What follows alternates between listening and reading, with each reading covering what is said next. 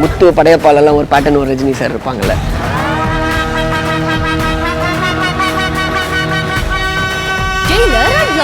Super star Rajinikanth நடித்த mega black Bastar Jailer திரைப்படம் உருவான கதை உங்கள் சன் நெக்ஸ்டில் மட்டும் கண்டு மகிழுங்கள்.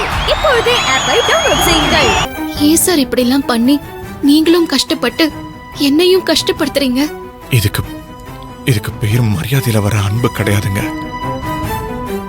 என் வாயில இருந்து ரத்தம் வந்ததை பார்த்த நீங்க என்கிட்ட ரத்தம் வருதுன்னு சொல்றதோட நிறுத்திருக்கலாமே. வேகமா உங்க சேலையை எடுத்து நீங்க எதுக்கு என் ரத்தத்தை தொடச்சுங்க? இதுக்கு பேர் தான் காதல்னு சொல்லுவாங்க. ஐயோ சார், நீங்க தப்பாவே புரிஞ்சுக்கிறீங்க. இல்ல அஞ்சலி, நான் உங்களை கரெக்டா தான் புரிஞ்சு வச்சிருக்கேன். நிச்சயமா உங்களுக்கு என் மேல காதல் இருக்கு.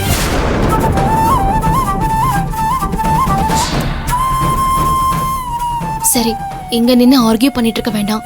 நீங்க வாங்க வாங்க.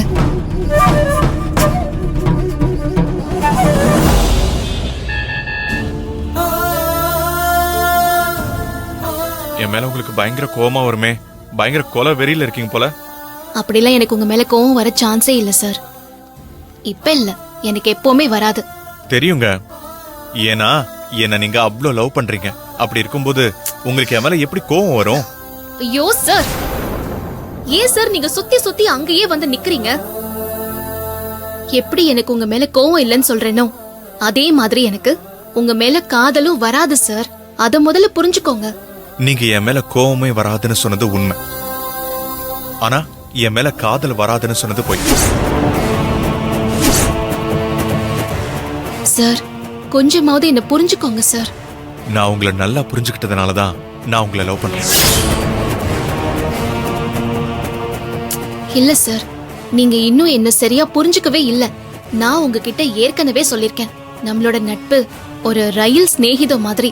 நான் உங்க கூட டிராவல் பண்ற ஒரு சக பயணி, அவ்வளவுதான். என் ஸ்டேஷன் வந்ததும் நான் இறங்கி போயிட்டே இருப்பேன். அது தெரியாம நீங்க தேவையில்லாம உங்க மனசுல ஆசையை வளர்த்துட்டு இருக்கீங்க. இதுக்கு முன்னால வேணா நீங்க சொன்ன மாதிரி இருக்கலாம். ஆனா இப்போ நீங்க என் லைஃப்ல சக பயணியாவே இருக்க முடியாது. ஏன்னா என் லைஃப் ஃபுல்லா என் கூட வரப்போற என்னோட லைஃப் பார்ட்னரே நீங்க தான்.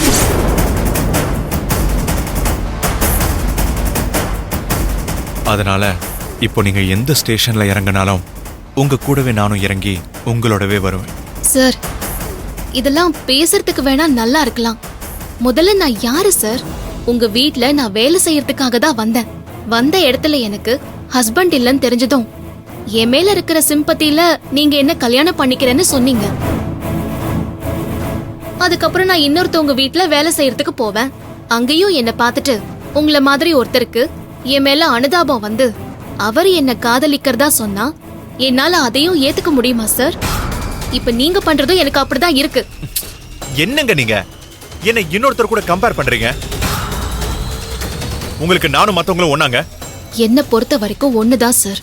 இருக்கவே முடியாதுங்க.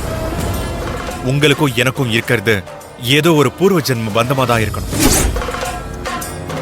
ஏன்னா உங்க விரல் என் மேல பட்டாலே எனக்குள்ள ஏதேதோ நடக்குதுங்க. உங்களை பார்க்கும் போதெல்லாம் எனக்கு ஏதோ உங்க கூட 100 வருஷம் வாழ்ந்த மாதிரி இருக்குங்க. உங்ககிட்ட பேசும்போது இது வரைக்கும் யாரோ ஒருத்தர்கிட்ட நான் பேசுற மாதிரி எனக்கு எப்பவுமே இருந்ததில்ல. என் உயிர்க்குள்ள கலந்த ஒருத்தர் கூட பேசுற மாதிரி உங்க கூட பேசும்போதெல்லாம் எனக்கு அப்படிதான் தோணுச்சு. இதெல்லாம் வச்சு பார்க்கும்போது நான் உங்களுக்காகவே பிறந்தவன், நீங்க எனக்காகவே பிறந்தவங்கன்னு தோணுது. ஐயோ விக்கி, நீங்க இப்படி தவிக்கிறத பார்க்கும்போது நான் உங்களை ரொம்ப கஷ்டப்படுத்துறேன்னு நினைச்சு என் மனசு ரொம்ப வலிக்குது. நீங்க சொல்றது எல்லாமே உண்மைதான். நான் தான் உங்க அஞ்சலின்னு சொல்ல தோணுது. ஆனா கவிக்கு துரோகம் பண்ண என் மனசு வரலையே. என்னங்க யோசிக்கிறீங்க? உங்களையே நினைச்சிட்டு இருக்கிற கவிய கொஞ்சமாவது யோசிச்சு பாத்தீங்களா சார்? இப்பவும் சொல்றேங்க, சத்தியமா எனக்குள்ள கவிங்கிற நினைப்பு சுத்தமாவே இல்ல. அதனால கவி என்ன கல்யாணம் பண்ணிக்கிட்டா அவ வாழ்க்கையும் நல்லா இருக்காது, ஏன் வாழ்க்கையும் நல்லா இருக்காது. அதனால கவியோட வாழ்க்கைய வீணாக்கவோ நாசம் பண்ணவோ வேணான்னு தான் நான் இப்போ நினைச்சிட்டு இருக்கேன். சார், என்ன சார் இப்படி எல்லாம் சொல்றீங்க? நான் உண்மையை தாங்க சொல்றேன். உங்களுக்கு கவிதான் பிரச்சனைனா இப்பவே போய் வீட்ல இருக்கிற அத்தனை பேரையும் கூப்பிட்டு எல்லாரும் முன்னாடியும் கவி மேல எனக்கு துளி அளவு கூட காதல் இல்ல, கவிக்கு நீங்க வேற ஒரு மாப்பிளைய பாத்துக்கோங்க, கவிக்கு வேற ஒரு கல்யாணத்தை அரேஞ்ச் பண்ணுங்கன்னு சொல்லிடுறேன். சார், அப்படிலாம் எதுவும் பண்ணிடாதீங்க சார். இல்லைங்க, இதுக்கு வேற வழியே இல்ல. ஆனா எப்பவா இருந்தாலும் சொல்லிதானே ஆகணும். அதனால இப்பவே போய் சொல்லிடுறேன்.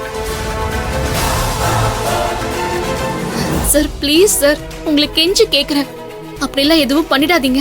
இப்ப சொல்ல மாட்டேன். ஆனா உங்களுக்கு 24 hours டைம் தரேன். அதுக்குள்ள நீங்க என் காதலை ஏத்துக்கலன்னா வீட்ல உள்ள எல்லாரையும் கூப்பிட்டு கவிய கல்யாணம் பண்ண எனக்கு விருப்பம் இல்ல, நான் அஞ்சலியை தான் கல்யாணம் பண்ணிக்க போறேன், எனக்கு அஞ்சலி மேலதான் காதல் இருக்குன்னு சொல்லிடுவேன். சார், ஏங்க, நான் விளையாட்டுக்கு சொல்லல. இப்பவே கவுண்ட் டவுன் ஸ்டார்ட் பண்ணிக்கோங்க. இன்னும் 24 hours உங்களுக்கு டைம் தரேன். அதுக்குள்ள நீங்க என் காதலை ஏத்துக்கலன்னா நான் சொன்னதை நாளைக்கு செய்வேன். சார், சார்,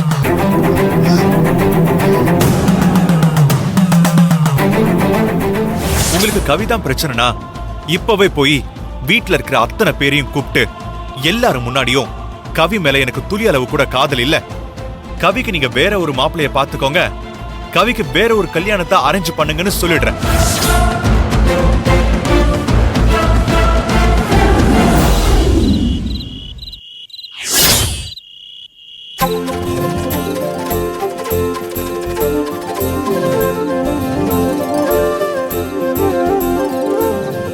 அஞ்சலி, கீழே எல்லாரும் வெயிட் பண்ணிட்டு இருக்காங்க. நீங்க என்ன மேல கூட்டிட்டு வந்திருக்கீங்க? என் ஃப்ரெண்டு ஒருத்தவங்க மேல இருக்காங்க. நான் அவங்கள உங்களுக்கு இன்ட்ரோ பண்ணி வைக்கணும்னு நினைக்கிறேன். எல்லாருமே கீழே இருக்கும்போது உங்க ஃப்ரெண்டு மட்டும் மேல இருக்காங்க. எங்கங்க? அஞ்சலி, உங்க ஃப்ரெண்டு மாடியில இருக்காங்கன்னு சொன்னீங்க. எங்க யாரையும் காணோம். எங்க உங்க ஃப்ரெண்டு? மேல வானத்தை பாருங்க. வானத்துல நிலாவும் நட்சத்திரம் மட்டும்தான் இருக்கு. அந்த நிலா தான் என்னோட ஃப்ரெண்டு. நிலா உங்க ஃப்ரெண்டா?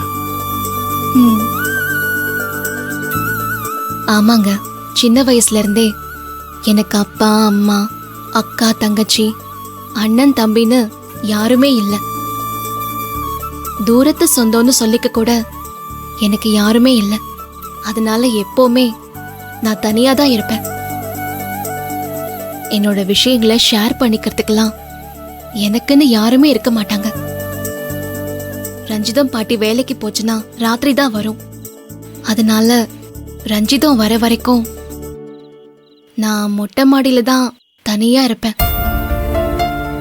ஸ்கூல்ல டீச்சர் என்ன பாராட்டினாலும் சரி, இல்ல படிக்கிற பசங்க யாராவது என்ன திட்டினாலோ அடிச்சாலோ அதையெல்லாம் நான் மொட்டை மாடியில நின்னு தனியா புலம்பிட்டு இருப்பேன்.